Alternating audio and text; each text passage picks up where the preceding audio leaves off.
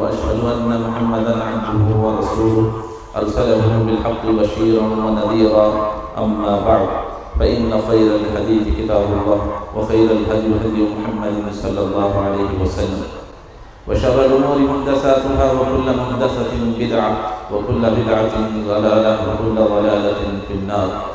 فأعوذ بالله السميع العليم من الشيطان الرجيم. بسم الله الرحمن الرحيم.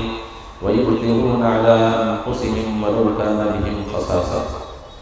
تمام تعریفیں اس اللہ رب العالمین کے لیے لائق اور دیبا ہے جو تمام جہانوں کا مربی و پالنہار ہے. درود و سلام نازل ہو تمام انبیاء علیہ السلام پر، خصوصاً آپ کے نبی تاجدار مدینہ حضرت جناب محمد رسول اللہ صلی اللہ علیہ وسلم پر. محترم حضرات، سب سے پہلے میں اللہ کا شکر ادا کرتا ہوں اور پھر آپ حضرات کو عید الاضحیٰ کی مبارکبادی پیش کرتا ہوں اور اللہ تعالیٰ سے دعا کرتا ہوں کہ اللہ تعالیٰ ہمارے یہاں جمع ہونے کو قبول فرمائے اور ہماری قربانیوں کو جو حضرت ابراہیم علیہ السلام اور حضرت اسماعیل علیہ السلام کی سنت ہے اللہ تعالیٰ قبول فرمائے. قربانی سے پہلے ایک بات کو سمجھنے کی ضرورت ہے کہ قربانی کے بہت سے حصے ہیں، بہت سے درجے ہیں. ان میں سے ایک درجہ ہے ایثار کا. ایثار کہتے ہیں خود بھوکا رہ کر دوسرے کو کھانا کھلانا، خود پیاسا رہ کر دوسرے کو پانی پلانا اور خود ضرورت مند رہ کر دوسرے کی ضرورت کو پورا کرنا، اسے ایثار کہتے ہیں. اس سے بڑھ کر درجہ قربانی کا ہے. اللہ نے قرآن مجید کی اس آیت کریمہ میں جو خطبہ مسنونہ میں پڑھی گئی اس میں اللہ نے وہی فرمایا وَيُؤْثِرُونَ عَلَىٰ أَنفُسِهِمْ وَلَوْ كَانَ بِهِمْ خَصَاصَةٌ. اپنے اوپر دوسروں کو ترجیح دیتے ہیں اگرچہ کہ خود ضرورت مند کیوں نہ ہو. محترم حضرات، اس آیت کریمہ کا شان نزول پر ہم ذرا نظر ڈال لیتے ہیں کہ آیت کریمہ نازل کیوں ہوئی. حدیث میں آتا ہے پیارے حبیب صلی اللہ علیہ وسلم ایک مرتبہ مجلس میں بیٹھے ہوئے تھے. اتنے میں ایک شخص آیا اور آ کر کہنے لگا اللہ کے رسول، میں کئی دنوں سے بھوکا ہوں، آپ مجھے کھانے کا انتظام فرما دیجیے. اللہ کے نبی صلی اللہ علیہ وسلم نے ایک آدمی کو بھیجا اپنے ازواج مطہرات کے پاس، اب کی بیویوں کے پاس، اگر کہیں کچھ کھانا ہے تو لے کر کے آ جائے. وہ آدمی گیا، جتنے نبی کریم صلی اللہ علیہ وسلم کی بیویاں تھیں سب کے پاس پہنچا، لیکن کسی کے گھر میں کھانے کے لیے کچھ نہیں تھا. وہ آدمی آیا، کہا اللہ کے رسول گھر میں آپ کے کچھ نہیں ہے. اللہ کے نبی جناب محمد رسول اللہ صلی اللہ علیہ وسلم نے فرمایا اے میرے صحابہ، تم میں سے کون ہے جو میرے اس مہمان کو آج اپنے گھر کا مہمان بنا سکتا ہے؟ حضرت ابو طلحہ رضی اللہ تعالیٰ عنہ اٹھ کر کھڑے ہوئے، فرمایا اللہ کے رسول یہ موقع آپ مجھے عنایت فرمائے. اللہ کے نبی صلی اللہ علیہ وسلم نے کہا لے جاؤ اس آدمی کو اپنے گھر کا مہمان بناؤ.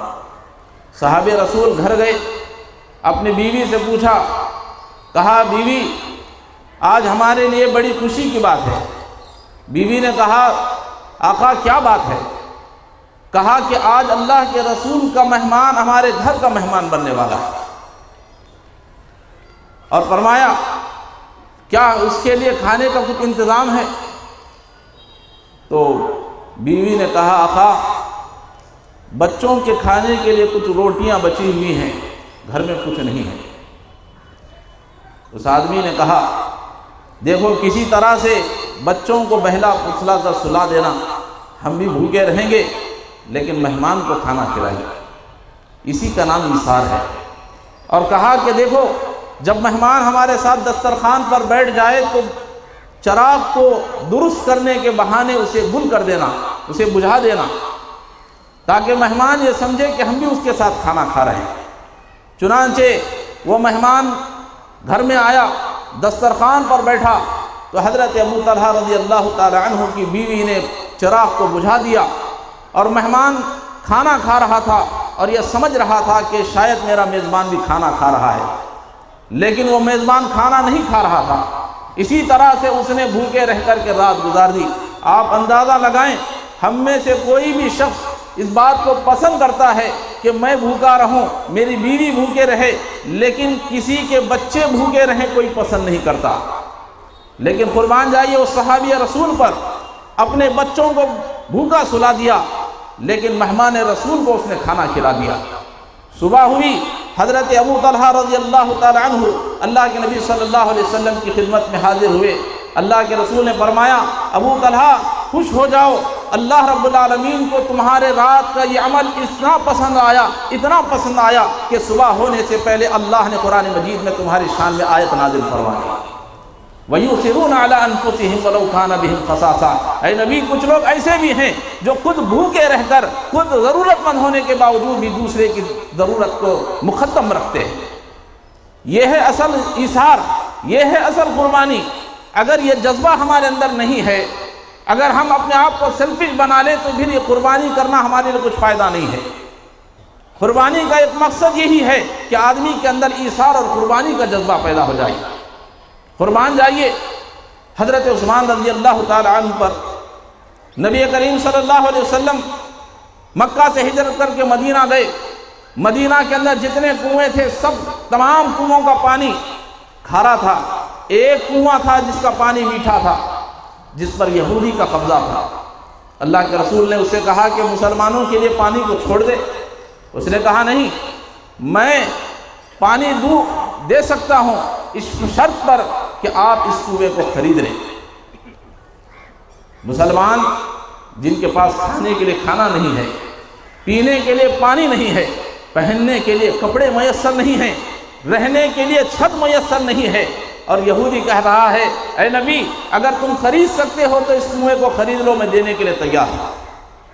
اللہ کے نبی جناب محمد رسول اللہ صلی اللہ علیہ وسلم آئے، منبر رسول پر آپ کھڑے ہوئے، آپ نے فرمایا، لوگو تم میں سے کون ہے جو اس کنویں کو خرید کر اللہ کے راستے میں خیرات کر دے؟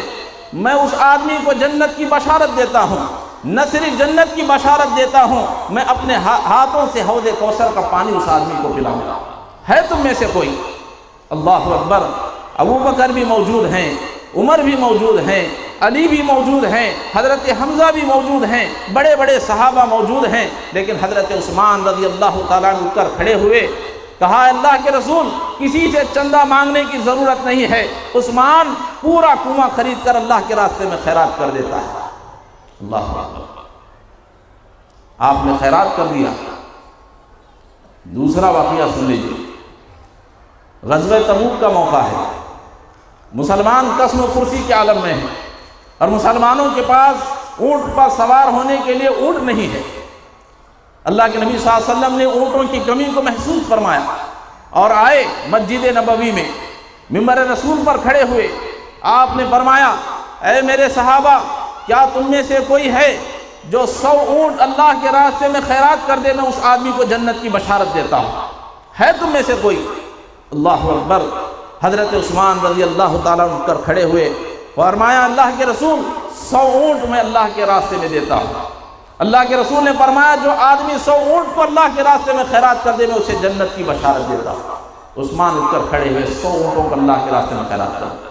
دوسری مرتبہ اللہ کے رسول نے آواز لگائی، ہے تم میں سے کوئی جو 100 اونٹ اللہ کے راستے میں خیرات کر دے میں اس آدمی کو جنت کی بشارت دیتا ہوں۔ پھر حضرت عثمان رضی اللہ تعالیٰ اٹھ کر کھڑے ہوئے، 100 اونٹوں کو اللہ کے راستے میں خیرات کر دیا۔ ایک نہیں، دو نہیں، 7 مرتبہ نبی نے آواز لگائی، 7 مرتبہ حضرت عثمان رضی اللہ تعالیٰ کھڑے ہوئے، اللہ کے رسول لیجئے میں اس کو اللہ کے راستے میں خیرات کرتا ہوں۔ اللہ اکبر۔ اللہ کے نبی صلی اللہ علیہ وسلم حضرت عثمان کے اس جذبے کو دیکھ کر آپ نے کیا فرمایا؟